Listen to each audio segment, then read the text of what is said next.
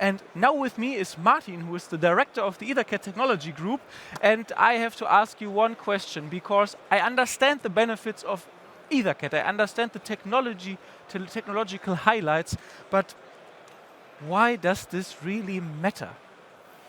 Well, the importance of the bus technology is often underrated. Most people think that the controller is the core of the control architecture, but in fact it's the bus that determines if you can make use of that controller performance or not. It's the bus technology that also determines what kind of components you can use, especially if you use a technology that's only supported by a few, you end up with overpriced components because there's a small selection. So the bus is the core, the real core of the control architecture, and it cannot be overrated in its importance. Okay, I must admit my question was a bit naive. So I know some benefits because in the Xplanar product we are clothing the control loop in 250 microseconds in the PC. So no need for decentral logic there. That's a huge benefit price-wise, programming-wise, and also in terms of deploying of new features. Yeah. So that's a wonderful advantage and something which only very few systems can do. But I know it's good for motion control, but which other use cases are particularly suitable for EtherCAT? Well, we started, EtherCAT was known for its performance, so anything with closed loop control over the bus was the early adopters of EtherCAT at a time when the chips were still fairly expensive because we only had an FPGA implementation at a pretty expensive device back then. Meanwhile, we have such a large variety of EtherCAT chips available from a lot of different vendors, so prices have dropped dramatically. We are now undercutting Fieldbus cost levels as far as the interface is concerned, and that makes EtherCAT suitable for basically anything, not just motion, not just high-end, but also I/Os, sensors, anything, and a lot of people just benefit from EtherCAT because of its simplicity. They don't care about performance, but they like the low cost, they like the simplicity, the ease of use, and the diagnostic capabilities. Yeah, the best way to do Ethernet-based communication, sometimes people say about it, because it comes so natural and so logic. So I heard a couple of people say this already. But I understand that many people see the arguments which you said. So the ETG, the EtherCAT Technology Group, which promotes EtherCAT throughout the entire world, has now more than 7,000 members, the largest field bus user organization for Ethernet-based field buses in the world. If I would like to decide for a new technology,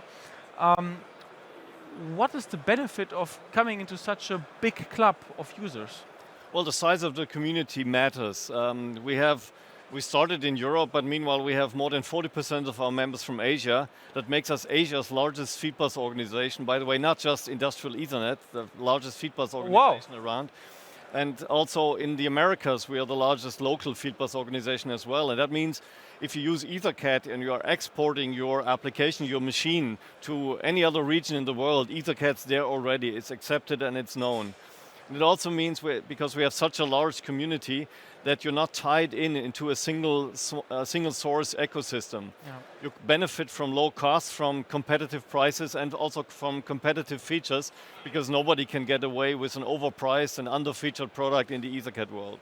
Yeah, that's a good statement. Like openness is, I think, something which is at the core of EtherCAT, but also of Backup. So whenever we have a customer, I always show them our interface modules, the EL6 series, which show you how you can go from an EtherCAT branch to the Profibus world, for example. So that's very important, I think, for many people to understand that they are not locked in with this. Yeah.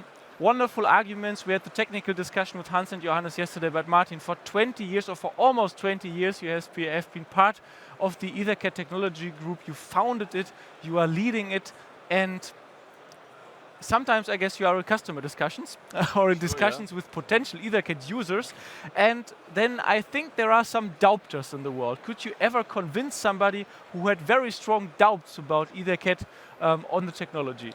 Well, the most challenging discussions are, of course, with those that are defending their own homegrown system. Okay. If you have to call the baby ugly, so to speak.